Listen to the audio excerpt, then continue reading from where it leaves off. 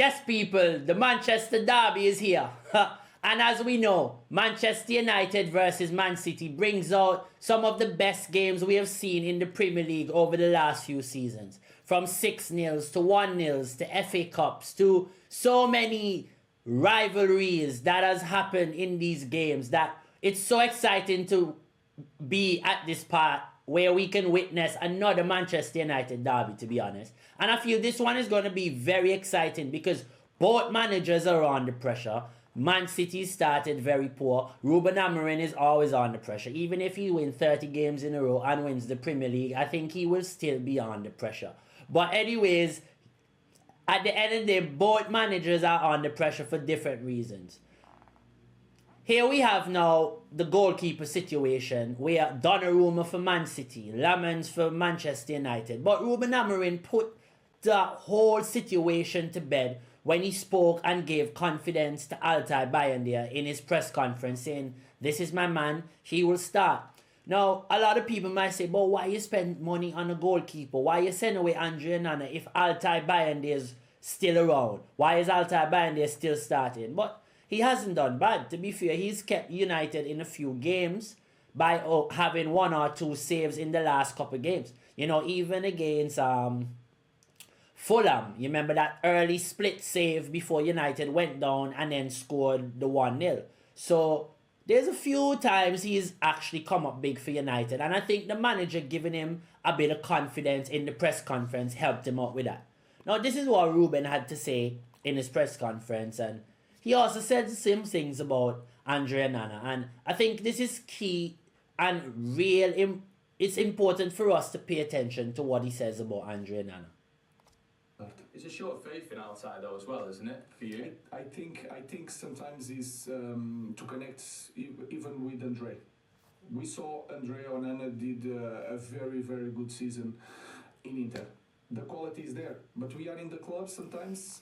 In the moment, things are is getting harder and harder, and you can be really experienced. But in this club, the pressure sometimes is so hard on every detail. Sometimes you need a change.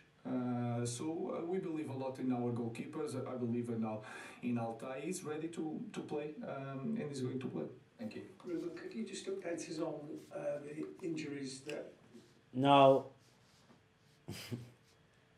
when your manager shows confidence in you like this and the manager speaks about you like this, it kills the media because you can see the narrative they were trying to push one. But also, too, you could see that he actually does believe in Altay Bayındır. You don't send Onana away if you don't believe in Altay Bayındır. You know, like, he actually does. And for me, that is big respect to Ruben Amorim believing in a goalkeeper that he thinks just need time to develop. And what's wrong with Manchester United having 2 young goalkeepers competing? You don't need to always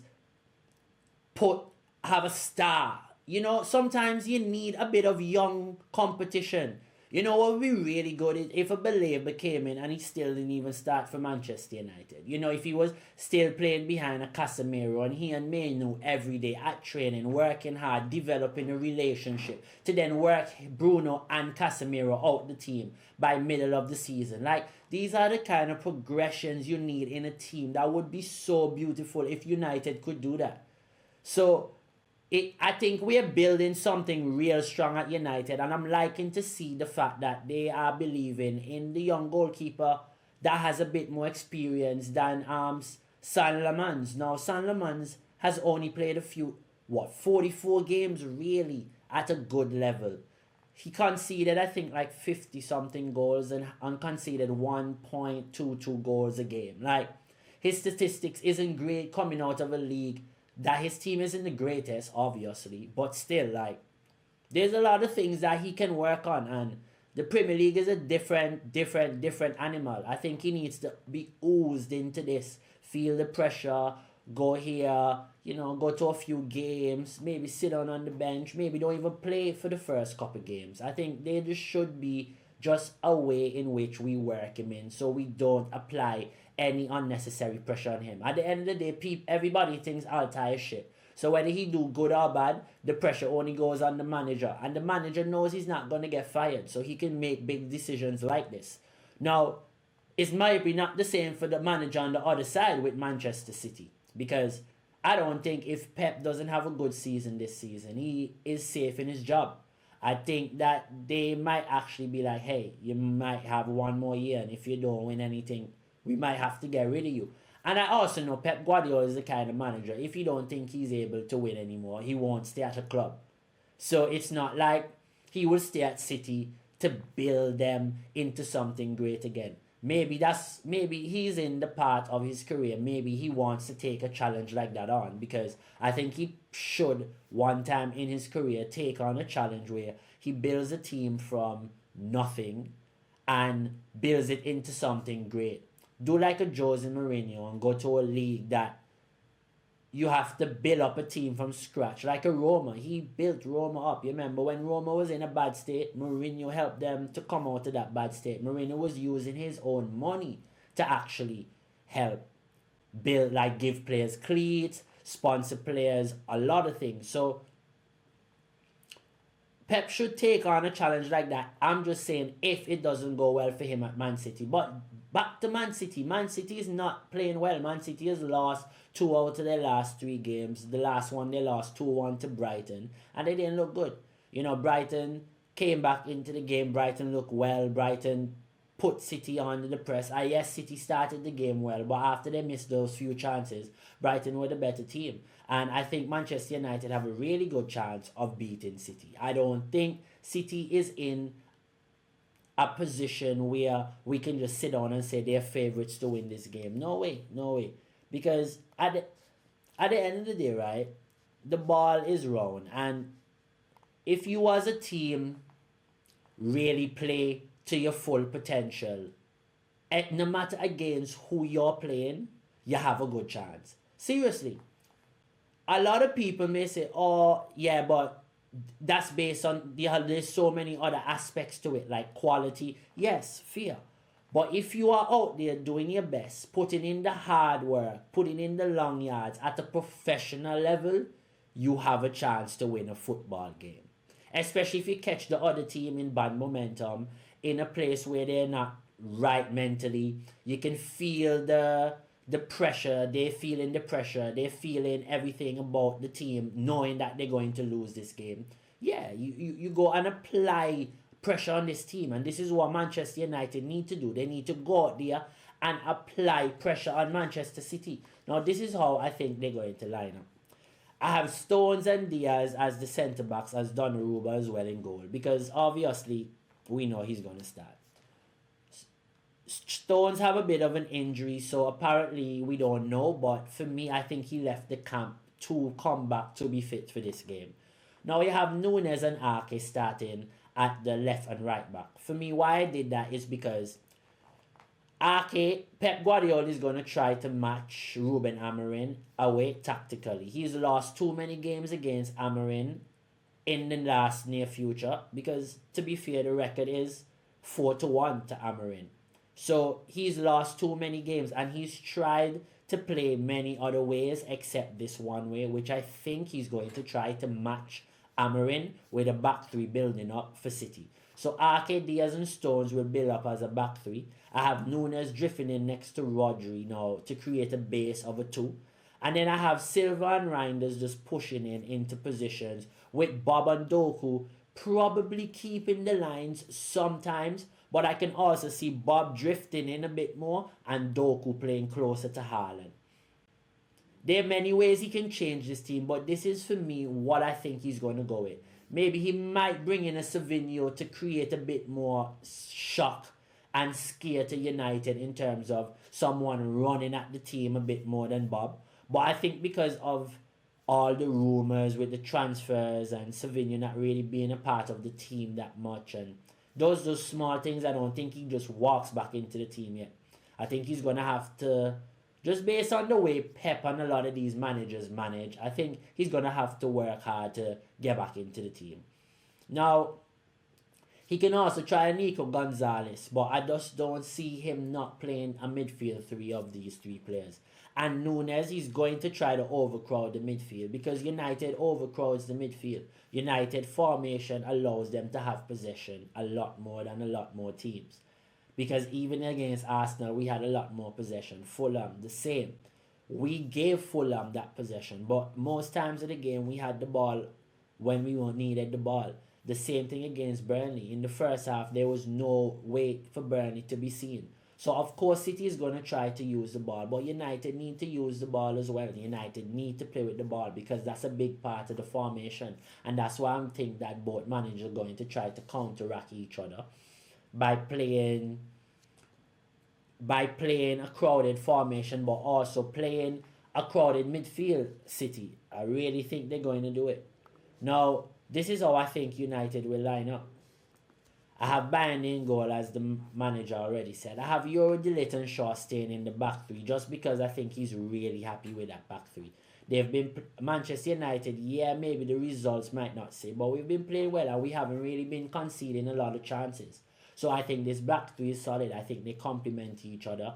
I mean, Harry Maguire could get a shot because he does really well against Haaland. Last couple of games we have played against Haaland, Harry Maguire has kept him in his pocket really well. But I just don't think he is going to beat De Ligt into starting for this team, especially how De Ligt plays out the back in terms of how he plays like that number 6 and just plays that outlet ball. I don't think Maguire really does that enough. And also De Ligt is defending well and he's covering the ground well. So I think this back three is real capable of handling the business. Now, nose for me is the big topic. Nose for me is the one that comes into the team and changes the dynamic in which we play. I think he has to play one because Dalla isn't available and we have injuries. And as you can see, I have Ahmed at my 10. So Nose at the right wing back, he has to fill in that spot. Yeah, he hasn't had a preseason, but so hasn't Joshua Zirkzee, and he looked well. He played a lot of minutes in the last game. And I think Amorim and them know how to work players into the team and get them fit. And Nose is a really good player. So I think he does so many things. He can drift inside. He can play on the overlap. He can link the play. He can even just play at the right wing back and do a solid job out there. I think it's important we also play him because Euro kind of struggles sometimes with players that run at him and isolate him. And I think Noose can help him on the double up just to help him to stop Doku from running at him and having and winning that battle and pinning us back on our 18, because the more City can get their wingers into the game is the more they can pin us back, because their wingers stay wide, so when they get the ball they isolate us so they can keep the ball and keep us back pinned. So that's what we don't want. So that's why I feel him doubling up, winning the ball quicker, winning the ball on time will help United go forward. Now, Ahmad at the 10, I can see him playing there, and I can, because we have injuries. Cunha injured, Mount injured, and I don't think he's going to move Bruno out of the midfield. Now, I could also see a way him playing Kobe Menu, playing a middle three, and playing a front two of Mbeumo and Zirkzee, because they complement each other well. But I just don't see that happening. I actually really think that he will play Ahmad and Mbeumo at the 10s, and then Dogu coming around on that shift. Now, this allows us also to be able to play a back four in build-up sometimes. De Ligt can drift across, Euro and De Ligt in the middle. Maz comes up and Luke Shaw comes in as into the back four. And we can create a back four, which is a way that we build up play a lot of times. You know, when people like to say, oh, United playing a back three. If you really look at it, there's a lot more teams that build up in the back three than United. A lot more teams. There's Arsenal, City, Chelsea. There's a lot of teams that build up in back three, so we're not the only team playing a back three. Or some teams just have 4-3-3 in the formation, but every time they have the ball, they have a back three. What does that mean? The paper means more than what's happening on the field. I can show you many images right now, which one day I'll do a compilation. I've been taking screenshots just of how many teams build up in the back three in the Premier League, and you won't be surprised. I have at least 5 teams right now in my phone. So this talk about back three is just poor journalism, poor punditry, poor analysis. But yeah, Mbeumo's been playing well, scoring goals against Grimsby and also setting up a few chances against Burnley. And I think Zirkzee will start in front of Sesko just because the fact that Zirkzee having more experience than Sesko, not only in the Premier League but also as a striker. at Bayern Munich, at Bologna, he has been more integral to teams than Sesko has. And at the end of the day, Zirkzee is also an international striker. So it's not like we have a player there that isn't good enough. And he's actually more of a model of what has started the season with a Cunha on top than Sesko is. So we don't need to really change the dynamic of the team at the moment. Sesko can come on at his home. And also, as you know, Amorim likes to have subs that can impact the game. He doesn't like to just play all his players just because. This is a FIFA football manager. So I can see a Sesko being on the bench, a Kobe being on the bench, a Ugarte being on the bench to also come on and change the game. Now, if you need a tactical change, you can simply do a Ahmad for Amaz, Nus Mazurai, yeah? And then you can bring on a Sesko, and you can just drop Zirkzee in, and there you go. You change the dynamic of your team again. So, what is my predictions? Because I know that's what all y'all waiting on to hear what I think on who's going to win. Well, I think United will win 2-1. I think United have enough to win this game. I think City's now in a good moment. I think United has been playing a lot better than people think. And I think them winning this game will be a statement win for them that we really need. And it's important that not only that we go out there and really just try to dominate the game, not only just win the game, but dominate the game and play in transition, but keep possession, slow down the play, keep the ball, starve City out.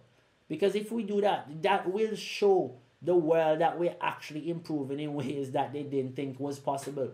But yes, people, it's been your boy Yaya, of course. I'm looking like Chino Falaci, but have a good time. It's been your preview.